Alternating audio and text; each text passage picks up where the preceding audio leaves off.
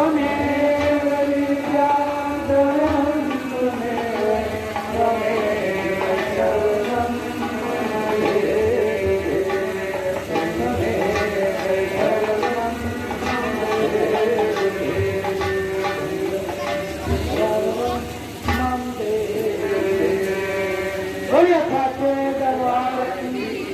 श्री आनंद कंद भगवान मानव सेवा जय श्री सद्गुरु जय श्री सद्गुरु जय श्री सद्गुरु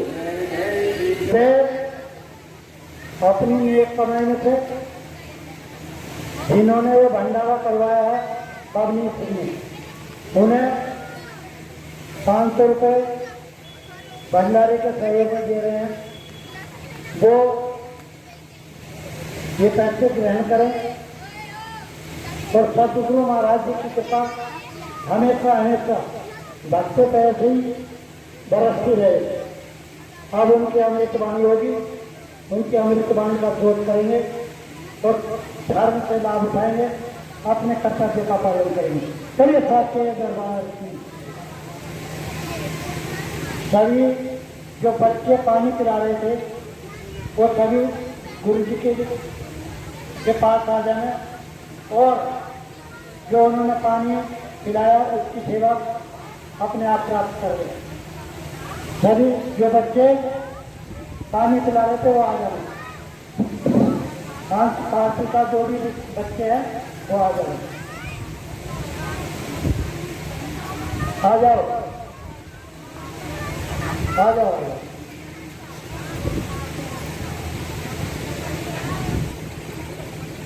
चलो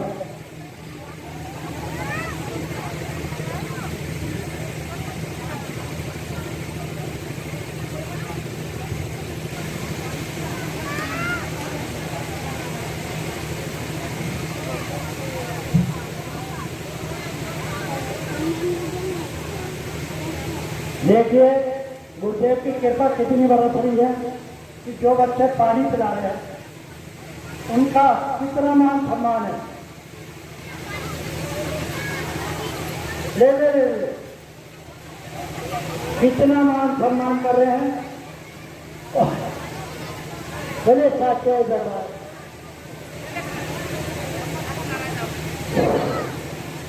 मेरे बच्चों, शिष्यों, श्रद्धालुओं, विद्यार्थियों और दूर दूर से आए भक्तगणों, पबनी कुमार जी के सौजन्य से आज इस गांव में प्रथम बार एक धार्मिक कार्यक्रम का आयोजन संचालित किया जा रहा है। ये बहुत ही धन्यवाद के बात है और जो इसमें किसी भी प्रकार का तन मन धन किसी भी प्रकार का सहयोग कर रहे हैं उन सभी के लिए बहुत बहुत साधुवाद है। अभी अभी बहुत सब गुरु की महिमा बहुत गा रहे थे कि बिना गुरु के कुछ नहीं होता, गुरु बहुत जरूरी है, बहुत जरूरी है। तो ऐसा मैं नहीं समझता कि कोई भी व्यक्ति होगा, प्राणी होगा जिसने गुरु नहीं बनाया होगा, चाहे वो खून का पूरा ही क्यों ना हो, बना रखा होगा, लेकिन उस खून के पूरे से मिलेगा क्या? ये नहीं सोचते कि बना लो कि गुरु गुंगे गुरु बाबले गुरु देवन से देव और केला गुरु से आकर निकल जा जो करे गुरु की देव।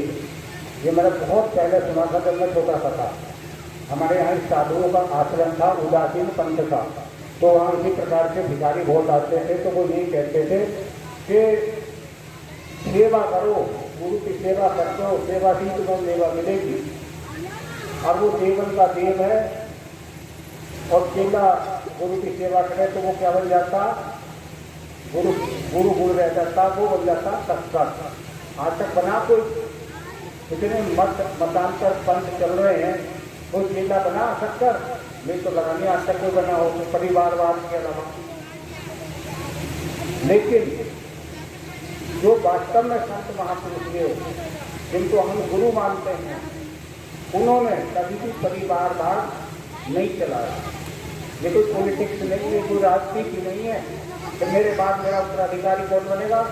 मेरा निकट संबंधी निकट संबंधी में कोई भी हो सकता है, पुत्र हो सकता है, पुत्री हो सकती है, भतीजा, भाई, अन्य कोई भी हो सकता है, चलो रिलेशन में। तो ये राजनीतिक मैटर नहीं है, ये धर्म का मैटर है। धर्म, भारतीय की धर्म जो चीज में धारण कर ली, इस सत्य को हमने धारण कर लिया, ये धर्मराज को हमने धारण कर लिया है, ये वो मार्ग है। ये वाला मार्ग नहीं है परंपरावादी गतानुगति को लोग है। एक परंपरा चली आ रही है, उसी परंपरा में हम भी चले आ रहे हैं। हम सुधारवादी और विकासवादी, हम सनातनी है। सनातन परंपरावाद पे नहीं चलता, वो विकासवाद और सुधारवाद पे चलता। अगर कहीं कोई विकृति आती है, कोई कमजोरी आती है, तो उसमें सुधार की गुंजाइश रखता। ये एक लाइन थी कि हम उसी लाइन पर पट्टी पे चले जा रहे हैं, दूसरी लाइन से निकल जाती है हमारे तीसरी भी। इसलिए हमारे यहाँ सबसे ज्यादा धर्म ग्रंथ लिखे गए, 4 वेद, 6 शास्त्र, 18 पुराण, 108 उपनिषद हमारे यहाँ ही हैं। नहीं तो अन्य और मत और मतांतर का जो लाइन खींच थी कि इससे बाहर नहीं जा सकते, इधर से उधर नहीं जा सकते। तो हमारा धर्म कितना लिबरल है, कितना उदारवादी है। गाली भी दे रहे लोग, फिर भी सुन रहे हैं। लेकिन कुछ ऐसे हैं कट्टरपंथी, उसके बारे में तो बोल नहीं सकते, एक शब्द भी इधर से उधर एक अल्फाज निकाल नहीं सकते। तो इतने उदारवादी होना भी ठीक नहीं है कि हमें बिल्कुल ही खत्म कर दिया जाए। इसलिए भगवान ने जब समुद्र के सामने हाथ जोड़े तो समुद्र ने रास्ता तो नहीं दिया था, लेकिन जब बल प्रयोग की बात आई तभी तो रास्ता दिया था। तो इतने उदारवादी भी मत बनो जो तुम्हारे शिष्यों को करने शुरू हो जाए। तो इसलिए अपने धर्म की रक्षा करने के लिए ही संतों और गुरुओं की आवश्यकता पड़ती है। संतों और गुरुओं का कोई परिवार नहीं होता। कभी ये सोचता हो कि परिवारवाद होगा, उसके लिए अपना पूरा संसार ही परिवार होता है। उसका कोई मठ, आश्रम या कोई बाउंड्री लाइन नहीं होती कि वो इस निश्चित बाउंड्री लाइन में ही रहेगा। वो तो सर्वव्यापी होता है, सब जगह व्याप्त है। वो जहाँ कहीं भी जा सकता, कहीं भी आ सकता। ऐसा नहीं है तो वो यहीं बैठ के उपदेश देगा, वो तो कहीं भी चला जाता। हवा का कोई स्थान नहीं होता, हवा सब जगह रमण करती है, भ्रमण करती है। वैसी ही स्थिति संत और गुरु की होती है। नानक देव काबे तक पहुँच गए थे, भ्रमण करते रहे। मीराबाई चैतन्य महाप्रभु कहाँ नदिया बंगाल में और कहाँ मथुरा में भ्रमण करते करते चले आएगा। तो वो हमेशा भ्रमणशील रहते हैं। जिन संतों की, गुरुओं की गाथा हम गाते हैं और सुनाते हैं। जैसे कि गुरु रे ब्रह्मा, गुरु रे विष्णु, गुरु रे देवो महेश्वरा, गुरु रे साक्षात परब्रह्म परमात्मा। जिस गुरु को हमने इतनी बड़ी महत्ता दे दी, इतना बड़ा बना दिया कि गुरु गोविंद का वो खड़े के लागू पाए बलियारी गुरु आपने गोविंद दिए बताए, उसे गोविंद से भी बड़ा मान दिया गया। और उस गुरु को हम भिखारी बना रहे हैं, भिखारी बना रहे हैं, बना रहे उस पर चढ़ावा चढ़ा रहे तो भिखारी तो बना दिया। अब उस भिखारी को गुरु कह रहे हैं, तो ये बात सही है गलत है? जो जैसा है उसको वैसा कहना ही तो सत्य का संग है। वो बोल नहीं सकते तो तुम कह के सत्संगी हो। बहुत से समझते हैं कि सत्य बोलना निंदा है, सत्य बोलना कोई निंदा नहीं है। सत्य में जैसे न्यायालय में अगर तुम जाओगे, अदालत में जाओगे, वहाँ सुनाई नहीं रहती है न्यायाधीश के शब्द में कि सत्य में जैसे, सत्य की जीत होती है। सत्य जब सकता है, लेकिन वो कभी हारता नहीं है, कभी परास्त नहीं होता। इसलिए जो सनातन है, सनातन ही सत्य है और सत्य से ही हम विमुख करे जा रहे हैं या हो रहे हैं, ये हमारी अज्ञानता है। और जो करने वाले हैं वो तो करेंगे, उनका तो काम है। हमने फसल बो दी है, उसमें कीट पतंगे तो लगेंगे, उसमें घास फूस तो पैदा होगी, उसकी निराई गोलाई करते ही नहीं करते हैं, दोपहर में भी करते हैं, गर्मी भी होगी तो भी करेंगे। गुलदार घूमरावत तो कुछ पानी देंगे, उसकी सुरक्षा में लगे रहेंगे, लगे रहते नहीं लगे रहते। तो हम इस भौतिक जगत में अपनी बहुत सुरक्षा चाह रहे हैं, बहुत पतंगे मच्छरों से भी सुरक्षा चाह रहे हैं, मच्छरदानी में लगा के सोते हैं आराम से। लेकिन जब आध्यात्मिक जगत की बात आती है, उसमें सुरक्षा नहीं देख रहे। अपने आध्यात्मिक जगत से तो देखना चाहिए कि वहाँ कितने कीट पतंगे चारों तरफ लगे पड़े हैं हमारे तरफ, जो हमें भ्रमित कर रहे हैं, जो हमारे धर्म से हमको विमुख करने का काम कर रहे हैं। तो अपने धर्म की रक्षा के लिए ही गुरुओं की और संतों की आवश्यकता पड़ती है। आजकल बहुत ट्रेंड चल रहा है, किसी के नाम के साथ भी संत भी किया जाता है कि लल्लू लाल संत, कल्लू लाल संत, भूपेंद्र, सुरेंद्र, धर्मेंद्र, संत नाम शुरू में जोड़ देते हैं। संत क्या है? संत कोई शब्द नहीं है, संत एक धारा है, धारा। उस धारा में नहीं बह रहे, बस खाली नाम में बह रहे हैं, नाम। कोई वृत्ति है, पावरफुल वृत्ति है। अभी जैसे हमारे ऊपर साहब कह रहे थे कि हर चीज तरंगित हो रही है, तरंगे आ रही हैं। एक एक्सरे है, एक्सरे की किरण है, एक्स किरण आती है जो अंदर की हड्डियों पट्टियों का सबका चित्र निकाल के हमें दिखा देती है कि अंदर क्या करना है। वो भी एक किरण है। एक अल्ट्रा वायलेट किरण है जो ऊपर से आ रही है सूर्य से। अगर वो जो उनकी परत बीच में ना हो तो वो सारी शक्ति को खत्म करके नहीं जलाते। वो ये किरण आ रही है। एक हम अच्छे शब्द बोल रहे हैं, ये भी एक तरंग है। ये हमें क्या दे रही है, वो हमें क्या दे रही है। एक रेडियो एक्टिव रे की निकलती है, रेडियो एक्टिव पदार्थ के अंदर से चीजें निकलती हैं, अल्फा, बीटा, गामा, बीटा।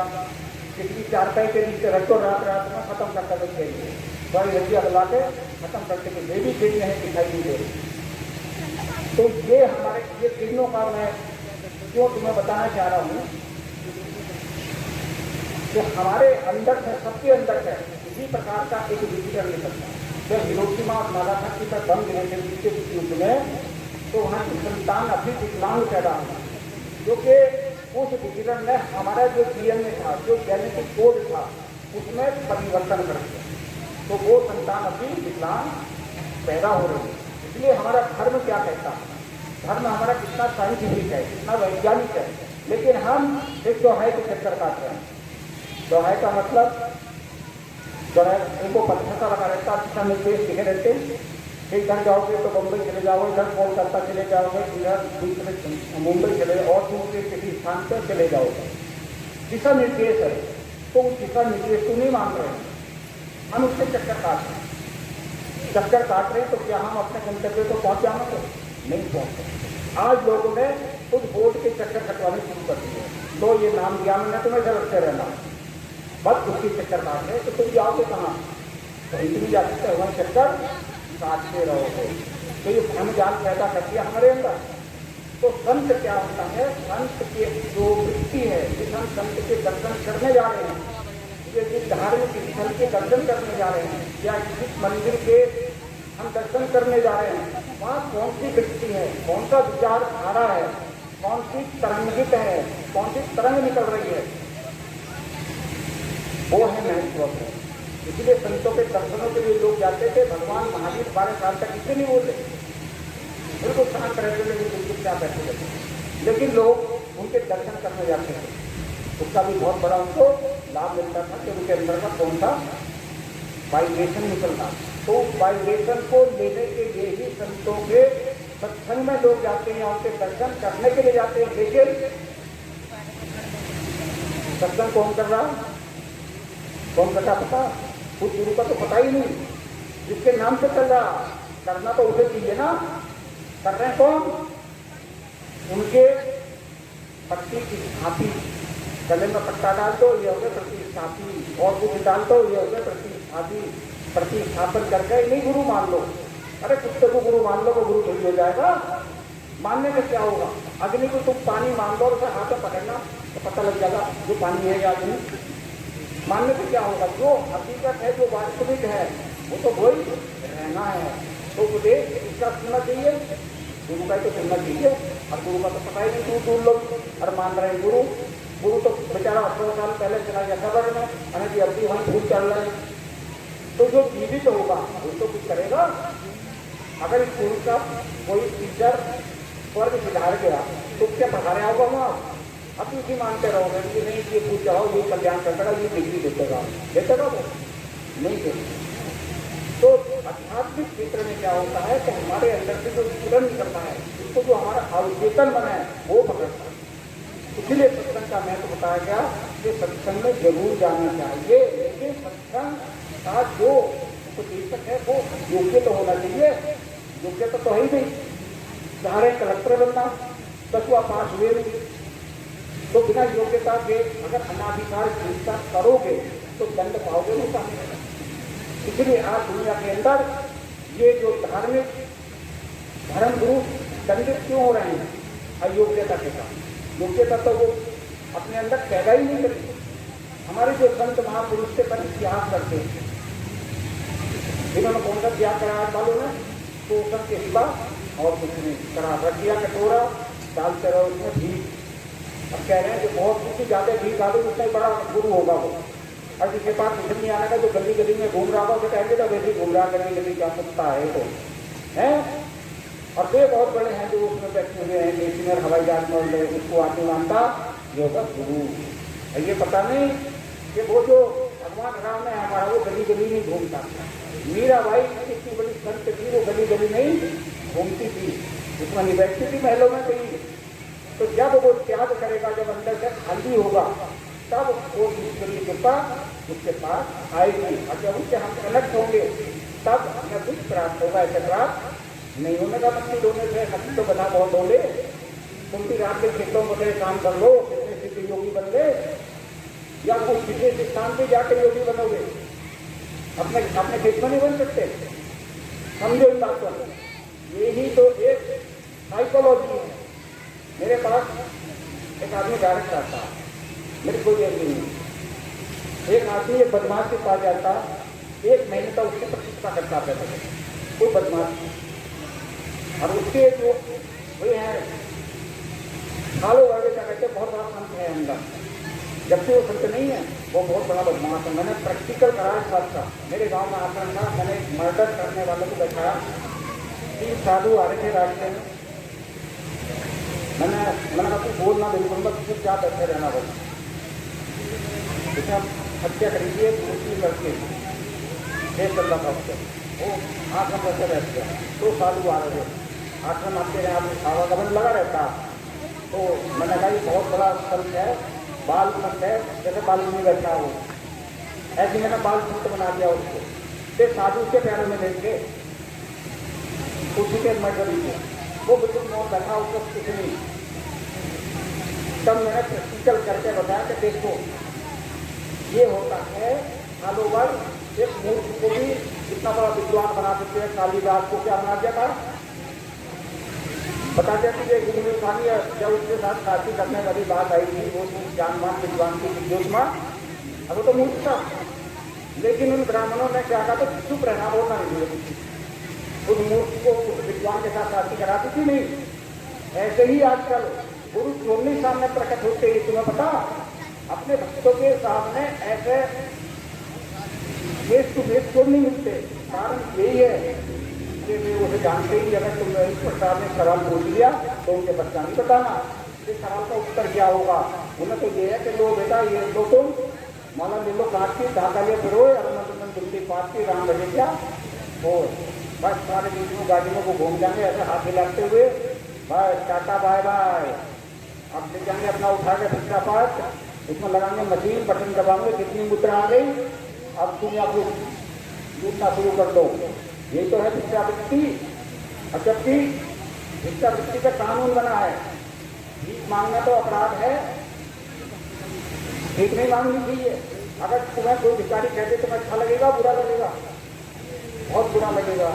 लेकिन तुम्हें कोई कहे कि दान खा लो, बहुत अच्छा लगेगा। नाम बदल दिया, काम वो का फूल। उसकी जो मनसा है ना, मनसा देखी। अगर कोई अपराध करता है, अपराध साबित होता है, तो उसमें मनसा देखी जाती है। इसकी मनसा क्या है, उसका इंटेंशन, जज जो है या पुलिस जो है उसका इंटेंशन देखती है, किस इंटेंशन से ये कर्म करा गया। तो ऐसे ही अगर हम धर्म का कोई काम कर रहे हैं तो उसका इंटेंशन क्या है, क्यों कर रहे हैं? एक तो परमार्थ के लिए करा जाता है, एक इसके लिए करा जाता है हमको रखो, हमको रखते रहो या इसमें को डालते रहो। क्या इंटेंशन हुआ? हम जो दिमाग लगाओ, जब इंटेंशन तो इसका हुआ, परमार्थ का नहीं हुआ, स्वार्थ का हुआ। और जबकि कहते हैं कि वृक्ष कबहू न फल भके, नदी न संशय नीर, और परमार्थ के कारण साधु धरा शरीर। परमात्मा के लिए तो संत साधु या गुरु आते, लेकिन आजकल तो उल्टा हो गया कि कबो न फल भटे नदी में संचरिए और स्वार्थ के कारण साधु धरा करें। तो आज के लिए तो बनने नारी मुनि ग्रह संपत्ति ना था और मुंह बनाए ये सन्यासा, जिनकी सब कुछ समाप्त हो गया हो, खत्म हो गया हो, आगे पीछे कुछ ना हो, वे बाबा बनकर बैठ जाते लतादारी जटादारी। तो सबसे ज्यादा दुनिया में युद्ध होते हैं, जब युद्ध होते हैं पता धर्म युद्ध, पूरा युद्ध जो होता है धर्म पर आधारित है। अभी तुम देशों विदेशों में फिलिस्तीन और इजराइल का जो युद्ध है वो भी एक धर्म युद्ध ही एक तरह का, एक वो धार्मिक स्तर के ऊपर ही चल रहा होता है।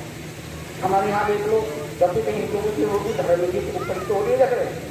अब वैसे यूँ कहते हैं कि धर्म जो है दुनिया की कला सिखाता है, धर्म जो जो लड़ाई नहीं सिखाता है, धर्म जो लड़ाई नहीं सिखाता, तो क्यों लड़ाई धार्मिक की लड़ाई करते हैं। तुमने मेरे गाली दे दी, तुमने मेरे उसे गाली दे दी, सहनशीलता कहाँ है? और अगर जिन्हें सहनशीलता है तो वो भी आता है, हाथ जोड़ रहे हैं, आओ बाबू जी चलो चलो, हाथ जोड़ जोड़ के चले जा रहे होगी। इसका मतलब कहीं ना बिल्कुल है गड़बड़ी मामला। तो इसलिए कहा कि लोग गुरु लाल की केला नर सिंह में लग मिला, उसकी जो योग्यता है, जो ये चीज है, ये योग्यता वाली चीज है, अगर उसके अंदर ये योग्यता नहीं है तो वो दंड पाने का अधिकारी है। अब सारे देख लो, दंड पा रहे नहीं, कोई जेल में जा रहा है, कोई अस्पताल में जा रहा है, कोई एक्सीडेंट में जा रहा है, क्यों जा रहा है? भाई दुनिया तो गुरु के पास जाती है, भगवान का रूप मान के हमारी रक्षा करना, वो एक्सीडेंट हो रहे हैं, जा रहे थे सत्संग में, मतलब से मर गए। क्यों मर गए? वक्त कहाँ से आ गया काल, दयाल कहाँ चला गया तुम्हारा? दयाल के काल की कहानी बना रखी लोगों, और काल ने इसकी भगवान की तपस्या करी थी, उससे वरदान मांग दिया कि जो है मैं भ्रमित करूँगा इन भक्तों को और अपने जाल में फंसाऊंगा। भगवान ने ऐसा वरदान दे दिया, बताना चाहूँ भगवान ऐसा वरदान दे देगा? कोई माँ बाप अपनी संतान को भ्रमित करने वाला वरदान दे देगा किसी को? कैसी मन से कहानी बना रखी है, और ये किसके लिए बना रखी है? राम भक्तों के लिए, औरों के लिए नहीं, किसी के, बस राम भक्तों के लिए। वहाँ तो उम्र कैद काट रहे जेलों में, और यहाँ जो है उनका चल रहा है प्रोपोगेंडा। ये कौन है? आतंकवादी संगठन जो होते हैं उनके आपा कहाँ बैठे रहते हैं, और वो अपने गुंडों को कहाँ भेजते हैं? जैसे जम्मू कश्मीर अभी हुआ था, पुलवामा हुआ था, ये कौन थे? उन्हें पता है कि तुम ऊपर चले के नहीं हो अगर मारोगे उनको, लेकिन उनका माइंड वाश ऐसा कर दिया जाता, उनको इतनी मुद्रा खींच दी जाती है, उसमें इतना मजबूत जयचंद बना दिया जाता है। जयचंद कौन था? वो तो कुलद्रोही था। ऐसे अब ये धर्म द्रोही पैदा हो गए करती है बहुत सारे, जो धर्म के विरोध में ही काम करते हैं। उन्होंने राम राम नहीं करते, बताओ राम करने से लोगों घृणा नमस्ते नहीं करते,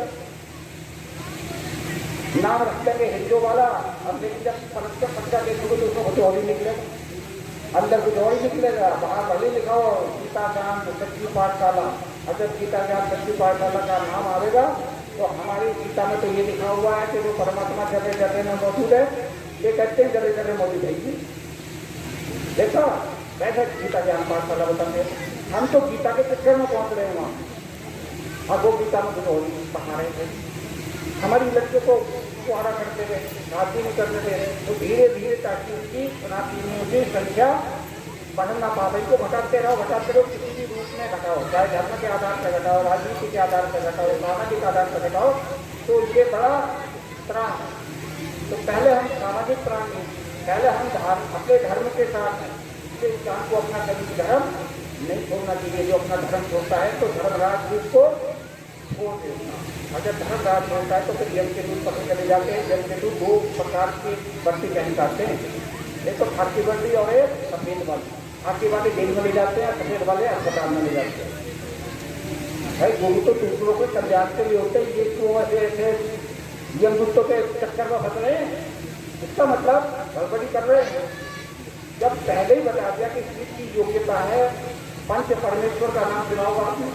हम जब बालक से छोटे थे तो पंच परमेश्वर की कहानी सुनी थी, तो 5 व्यक्तियों को परमेश्वर माना जाता था। जब वो पंचायत बैठी ये भाई 5 परमेश्वर के बाद माननी पड़ेगी, और वे वास्तव में सही निर्णय देते, जो नहीं आग वाले नहीं दे वो जिन पंचों का फैसला करते हैं पतलाना वही पड़ेगा, ये भी कहावत है ना।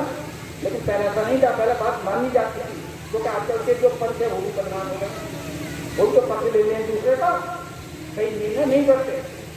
तो पंच परमेश्वर कौन है? जो दान चढ़ावा नहीं खाता, आसन की लंका नहीं बनाता, गृहस्थी नहीं भोगता और पिता का सहारा नहीं लेकर अपने भक्तों के घर घर जाता ही है। पंच परमेश्वर जिसके अंदर कोई योग्यता है वो ही गुरु है, बाकी तो इच्छा शक्ति है। एक तो चौराहे पे बैठ के भीख मांगता, एक केजी में बैठ के भीख मांगता, दोनों में क्या फर्क है? वो तो कह रहा मैं वादे में भिखारी हूँ, वो सच बोल रहा, लेकिन दो वाला सच नहीं बोल रहा। वो कह रहा मैं तो महापुरुष हूँ, महागुरु हूँ मैं तो। और हम मान रहे हैं, देखो हम कितने मूर्ख हैं, हम मान रहे हैं। कम से कम अपनी अकल तो लगा लो, ईश्वर ने हमें बुद्धि दी है, विवेक दिया है, इसका तो इस्तेमाल कर लो। फिर बाद में कहते हैं कि बात भूल हो गई, क्या करें, पता नहीं था। जब ये लोग जेलों में जाने शुरू हुए तो बहुत सारे जेल से क्या कह रहे हैं कि गलती हो गई थी हमसे। तो गलती हो गई थी तो वक्त के अंधे हो क्या है? बताओ, अपने देवी देवता की त्योहार अपनी परंपराएं तुम छोड़ोगे तो अपना धर्म ही तो छोड़ रहे हो। और जो अपना धर्म छोड़ता है तो उसका इससे बड़ा पाप है कोई? अपना धर्म तो कभी नहीं छोड़ रही इंसान को। अग्नि अपना अगर धर्म छोड़ देगी तो उसे अग्नि कौन कहेगा? पानी अपना धर्म छोड़ देगा तो पानी कौन कहेगा? सबका अपना अपना धर्म है। अपने धर्म में इंसान को बिल्कुल दृढ़ रहना चाहिए। जो नहीं कि जाकर टांग में दर्द हुआ फिर चलो वहाँ नमक चढ़ाती हो, पत्थर चढ़ाती हो, तो फूल चढ़ाती हो, तुम्हारा कल्याण कर देगा। मैं कहूँ ये गिलास पानी मंगवा के दिखा दो अगर वो करते तो हैं। ऐसे ऐसे वो चल रहे हैं, अकाउंट में पैसे भेज देते हैं, देखो उसकी कृपा से अकाउंट में पैसे आ गए, अब ठंडा लेकर भीख मांग रहे हैं। अरे इसमें गुप्त दान डालते रहो, गुप्त दान डालते रहो, तो है नहीं ये धर्म पैदा करने वाली मूर्तियाँ। तो जब हम भ्रमित होते हैं तो जो वो परमात्मा है इसने हमें इस धरती पे भेजा है। किसने भेजा है? भजन करते की बहुत साधना के लिए। और भजन करते की साधना कब होगी? तो तब होगी जब हमें कोई सदपुरुष प्राप्त होगा।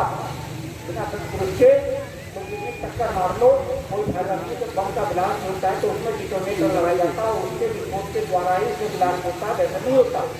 ऐसे ही हमारे अंदर जो ये बम है कुंडल वाला, इसमें विस्फोट तभी होगा जब कोई सदगुरु हमको मिलेगा।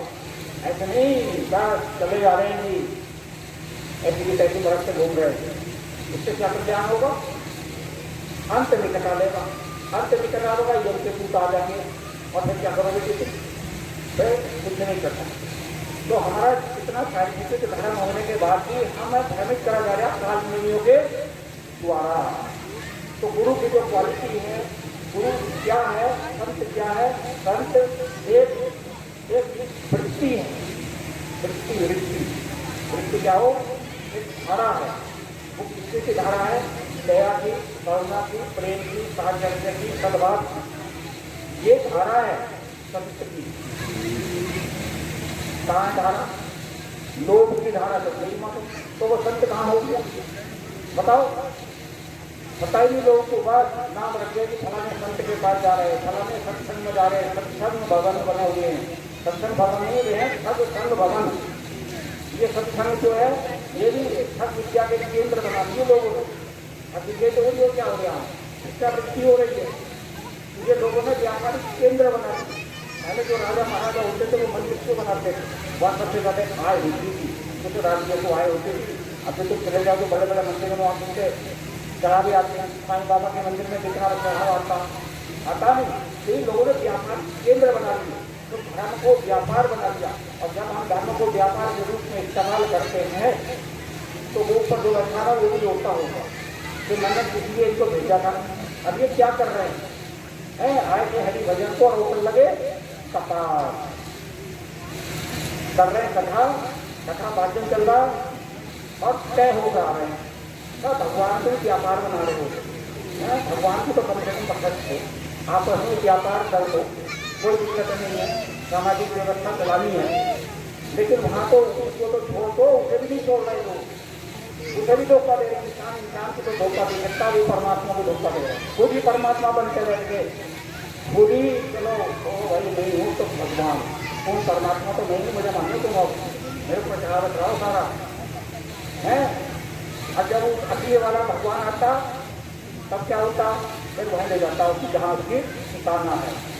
मैं दोस्ता जैसे भगवान का प्रतिरूप भी आगे था, तुमने टीवी में देखा हो, सुंदरी वो भी अपना जैसे भगवान कह लगा था नहीं। जैसे हाथरस वाला था वो नारायण साकार विश्वभरी उर्फ भोले बाबा, वो भी तो चक्र सुदर्शन दिखा देता उन्हीं में, कंप्यूटर दबाता होगा उधर तो केला आ जाता होगा वो। और जब बहुत से लोग मर गए फिर पता ही चला कहाँ गया वो चक्र सुदर्शन धारी। तो कर रहे हैं ये भ्रष्टाचारी।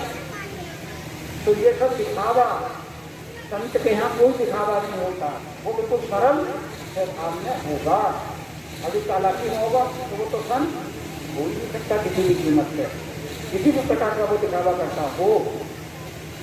ऐसे बहुत सारे हैं मेरे पास, बहुत मैं बताना नहीं चाह रहा, कुछ समझदार हो। आजकल मैं एक ऐसी व्यवस्था है उसका बोल दो सारा कुछ ताला चिट्ठा निकल का आ जाता, लेकिन उसमें भी लोगों ने अपने ऐसे ऐसे चैनल बना रखे हैं, उसमें फेक वीडियो डालते रहते हैं, फेक बिल्कुल। उससे भी हमें बहुत चौकस रहने की जरूरत है। असली जो इंटरनेट वो हमारे अंदर का है, अंदर वाले को देखो। जो ये संत परमेश्वर मैंने बताए हैं, अगर इससे वो खड़ा है तब तो उसके फॉलोअर बनो, अदरवाइज कोई जरूरत नहीं है। वो तुम्हारा कल्याण करने वाला नहीं है, बल्कि तुम्हारा विनाश करने वाला। लाभ नहीं करना। बताओ इतने लोग वहाँ सोफा लेने के लिए तब क्या मर गए, उनका कल्याण हुआ विनाश हुआ है? उनके पतिजा उनके बाल बच्चे बेचारे रो रहे होंगे, परेशान हो रहे होंगे। नहीं इसके घर में एक ही बचा, तब क्या हालत हो, उनके तो परिवार खत्म हो गए। केवल इसी चक्कर में बीच में ना लगा रखा तो भी बीच में लगा हुआ खत्म हो जाएंगे। तो चिल्लाने के चक्कर में मत रहो। हमारा जो मार्ग है बहुत ही सरल और सुगम मार्ग है। आप कोई जरूरत नहीं है कि धूप में बैठ करके वो तुम तपोगे, चारों तरफ अग्नि जला के बैठ जाओगे तो भगवान बहुत होगा, उसमें तप नहीं। ऐसे तो भक्ति में ढोक दो पूरे तप जाओ। बहुत से बैठे रहे ना, आषाढ़ के महीने मैंने देखे बहुत सारे साधु महाराज जो चारों तक वो अपने गिरा लेते। मेरे गाँव का भी था, इतना बता में साधु बन गया था वो। डिहाइड्रेशन की बीमारी होगी तो फिर बाद में अब बाबा हुआ तो खत्म हो गया उसकी कहानी, लेकिन बाबा बन गया था। तो ये कहाँ करते तब जहाँ जनता का आवागमन है। अगर तब करना होगा तो पता नहीं चलना है। और तब तो सबसे बड़ा वो होता है जो अपनी इंद्रियों को कंट्रोल करता है। बन जाते मन सब करे, साथ है सकल सभी दसों दिन कुछ न करे, ताको नाम हकीम। ये थोड़ी तप है लोगों को दिखाने के लिए। लोग हमें देखेंगे, हमारी महिमा मंडित करेंगे, हमें चढ़ावा चढ़ाएंगे, इसलिए तो करते हैं वो लोग। और क्या उद्देश्य है उसका? वो कोई तप नहीं। तप है अपने आप को नियंत्रित करना, लोग लालच में ना फंसना। ये लालच में तो डालते हैं, मछली को कैसे पकड़ा जाता करते उन्हें पीठ में करा देते हैं, काटते थे तो मछली शिकार करना आती, थोड़ी शिकार बन जाती है। ऐसे ही हम तो सोचते हैं कि हम भगवान का भजन करने जा रहे हैं, भगवान की भक्ति करेंगे और मुक्ति का मार्ग मिलेगा। मुक्ति का मार्ग नहीं मिलता, वहाँ बंधन ही बंधन है। इतने बड़े बड़े लंकाओं में हद गोले राइफल बंदूक को क्या काम होते बताओ उनको। अरे ये भी आश्रम है, इन आश्रमों में क्या हो रहा है जाकर देखा कर दिया। सबसे ज्यादा बदमाशी और गुंडागर्दी वहीं हो रही है। और अब तो सब कुछ क्लियर भी हो गया, फिर भी लोग उसमें दाखिले हो रहे हैं। अब भी उनके जो तथाकथित साधन के गुरुओं के एजेंट अब भी घूमते कर रहे हैं हमारे तुम्हारे बीच में, और हमारे तुम्हारे ही रिश्तेदार और नातेदार होंगे उनमें से। ऐसा भी नहीं है अभी तुम्हारी नहीं सुनने सब वे कहेंगे नहीं वही है सब कुछ। और जबकि हमारे जो भगवान के जेल में पैदा हुए ताले टूट गए और इनके ताले लग रहे हैं, एक ही जगह डबल डबल लग रहे हैं। ये समझ लो उम्र कैद तक हो रही है। हम यूँ कह रहे हैं नहीं जी ये तो दुनिया झूठ बोल रहा है, टीवी वाले झूठ बोल रहे हैं। ये तो हिमालय पर तपस्या कर रहे था। मैं आज तक तो हिमालय देखा नहीं था, अब हिमालय पर तपस्या कर रहे हैं। बेसत्संगी सत्य का संग करने वाले सबसे ज्यादा झूठ बोल रहे हैं। तो झूठ बोलना पाप है पुण्य है? पाँच बराबर तक नहीं, झूठ बराबर पाप। ये भी कह रहे हैं और सबसे ज्यादा झूठ भी बोलते हैं। तो अध्यात्म के मार्ग में जो झूठ बोलता है तो महापाप है। अगर तुम अपने भौतिक जीवन में थोड़ा बहुत आटे के बराबर नमक चलेगा, लेकिन वहाँ नहीं चलने का। तो भगवान के दरबार में तो सोले आने तो होता जाओ, सोलह में सीता नहीं होता, 24 कैरेट बराबर चलेगा वहाँ। वहाँ 23 कैरेट का भी निकलना सबसे चलेगा, तभी उसकी अनुभूति और अनुभव हम करेंगे। तो जो संत से जिसके हम दर्शन करने जा रहे हैं, जिसका हम सत्संग सुनने जा रहे हैं, तो वो जो इंटरनल बॉडी है वो कैसा वाइब्रेट कर रही है, उसके अंदर कौन सा वाइब्रेशन निकल रहा है, वो है महत्वपूर्ण। अगर वो उसके सानिध्य में जा रहे हैं, उसके सत्संग में हम जा रहे हैं, तब वो सत्संग है। अन्यथा सत्संग है, वो सत्संग है, वो ठग विद्या है। वो लोगों ने अपने एजेंट खोल रखे हैं, अपने सेंटर बना रखे हैं। जैसे गन्ना टोल क्रय केंद्र होते हैं ना, मालिक तो बैठा है बहुत दूर, वो पता नहीं कितने 1000 किलोमीटर दूर, अपने कर्मी के रखा के रखता। सेंटर तो तुम्हारे गाँव में होगा, गन्ना खरीद केंद्र तो होगा, तो वहाँ पर जो टोल खिलाफ है वो कौन है? वो तो नौकरी तो वो तो गन्ना यहाँ तक खरीदेगा, वहाँ उसको भिजवा लेगा, उसको जल भिजवा लेगा, रस भिजवा लेगा, बीच में जहाँ पर उसका बनेगा फिर उसका वो करेगा, अकाउंट तैयार करेगा। अकाउंट तैयार होगा तब केंद्रीय मिलेगी। अब यहाँ ही समझ लो, यहाँ दिमाग लगाओ आपका। ये जितने सेंटर खुल रहे हैं, क्यों खुल रहे हैं ये बताइए?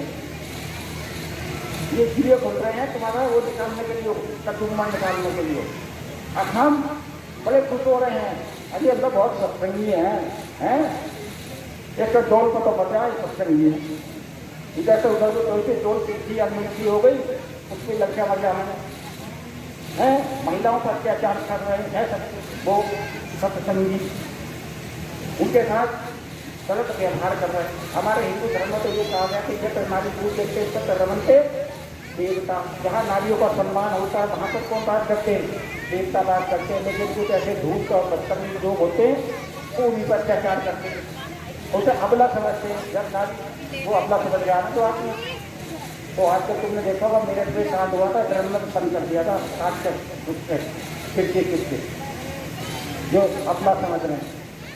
तो नारी निंदा मत करो, नारी नर का नारी से नर होते हैं ब्रह्मा विष्णु समान। ये नारी से ब्रह्मा विष्णु महेश पैदा होते हैं और नारी शब्द का जाते। आदमी घर का दारू पी रहा होगा, महिला को चिंता होगी बेचारी की, है ना? गुरु जी अनसी दारू छोड़ा तो मैंने कहा दारू छोड़वा की तकलीफ है मेरे पास, मगर तू भी दारू पीता। साला वो उसका खुद कह रहा था, अरे दारू छोड़ तू, अरे पहले तू छोड़।